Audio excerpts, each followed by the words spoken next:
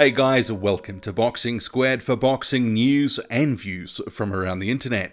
And it is news today with heavyweight news in brief. So remember, smash that like button if you do like the content. First up, Tyson Fury says he'll attempt to neutralise Deontay Wilder's right hand through defence and movement when they fight later this year.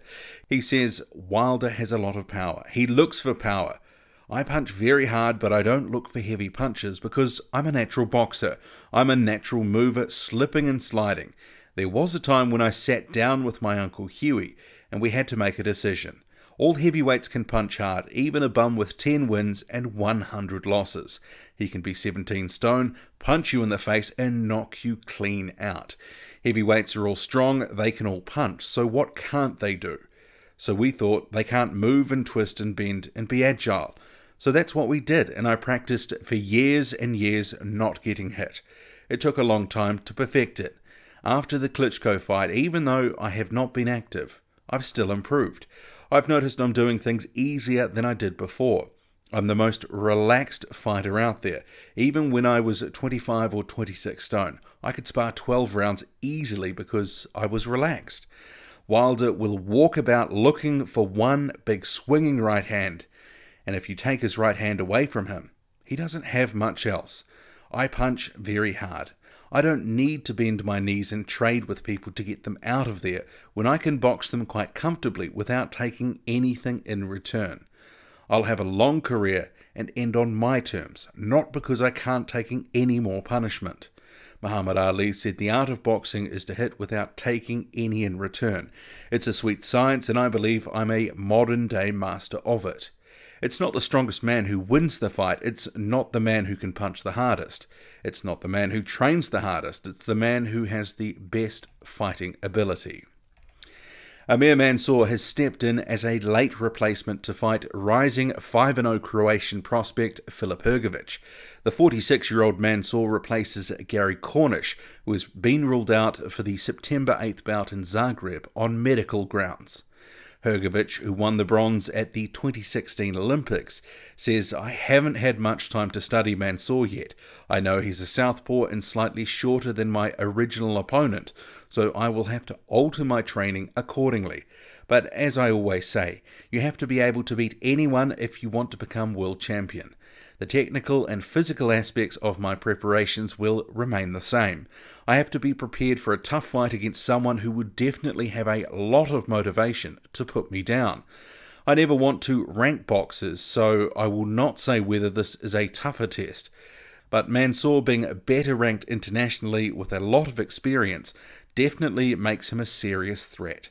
I believe Mansour will be motivated to show his value by beating me and claiming the WBC international belt. That being said, I will not let him grab that chance. It will be two great champions fighting hard on September 8th to gain the respect they deserve." And just in my view, I do think that this is a step up from the Cornish fight. And that's even despite Mansour being 46. And at 46, he's still dangerous, he's in shape, and he's not quite as faded as a lot of other guys his age are. He isn't quite as shop-worn. He was a late comer to boxing, through some stuff that he had in his life, was in prison, all that sort of stuff. He's come out later, hasn't got as many miles on the clock. And, if you've seen him on social media, you know that he stays in shape. He can run for miles and miles and be doing Facebook Live book streams as he's going. It is a tough fight for just his 6th pro fight. And a win here for Hrgovic, it will really announce him to the division. David Price says he has to beat Sean Turner to stay in the hunt for big fights. The 35-year-old who takes on the Irishman on October 5th in Belfast says Turner is hungry just like me, and there are big fights for the winner. For the loser, there's nowhere to go. We had other offers, but we made the right choice here. It's a calculated decision to fight Sean, and the pressure is on. I actually met Sean after the Gorman fight, and he looked at me with blood all over his face and told me I was next. I know he's had a lot of good wins and a couple of losses just like me, so it's a great crossroads fight. I feel no pressure to compete with Gorman's victory.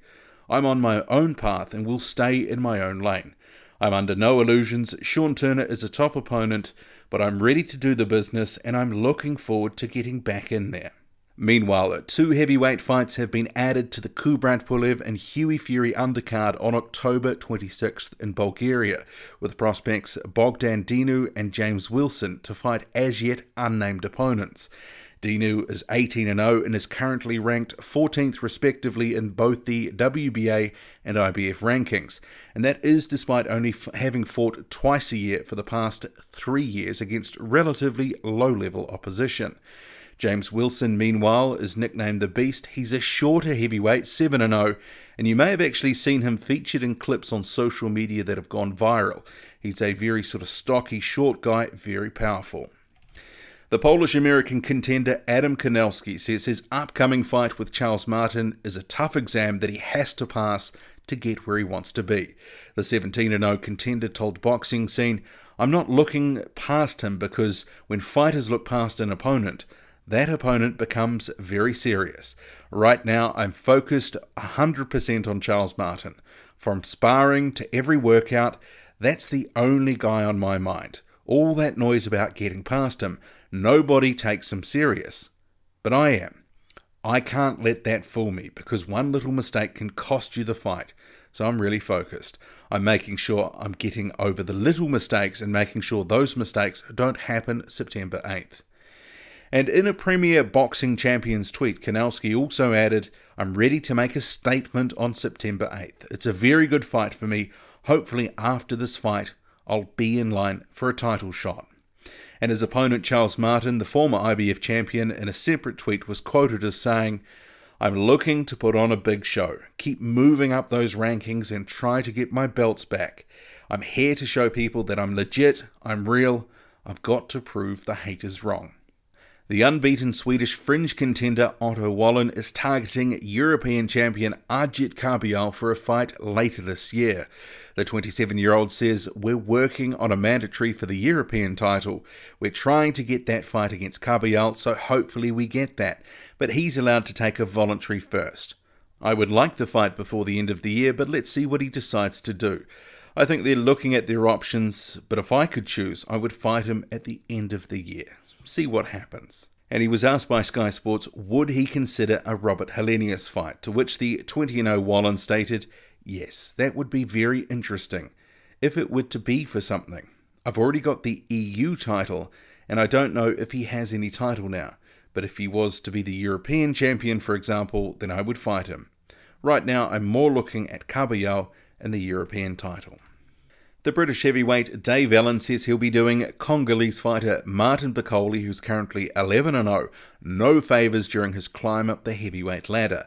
Allen's name was mentioned in some tweets by Bakole's manager Billy Nelson in a none too flattering way, to which Allen didn't really like, and understandably so. So I'll bring up a couple of them. So Billy Nelson said, "I don't want Dave Allen, but I tell you the opponent for Martin will get paid more than an undercard fight 100%, and there's a title attached to win."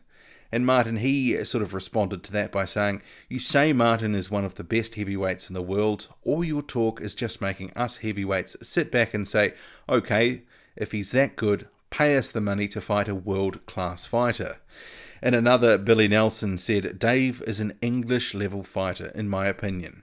I'd put Martin in with anyone in the world confident he'd win, not survive."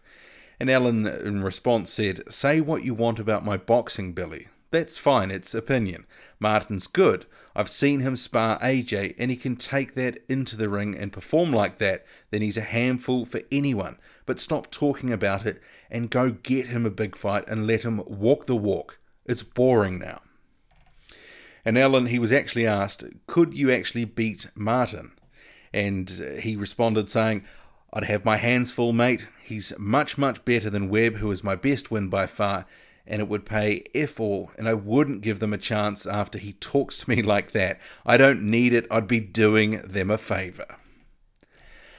Speaking of Bakole, he's also been in Anthony Joshua's current training camp, giving Joshua some sparring work, and Joshua's been very complimentary, saying in a social media post that Bakole will be a future champion.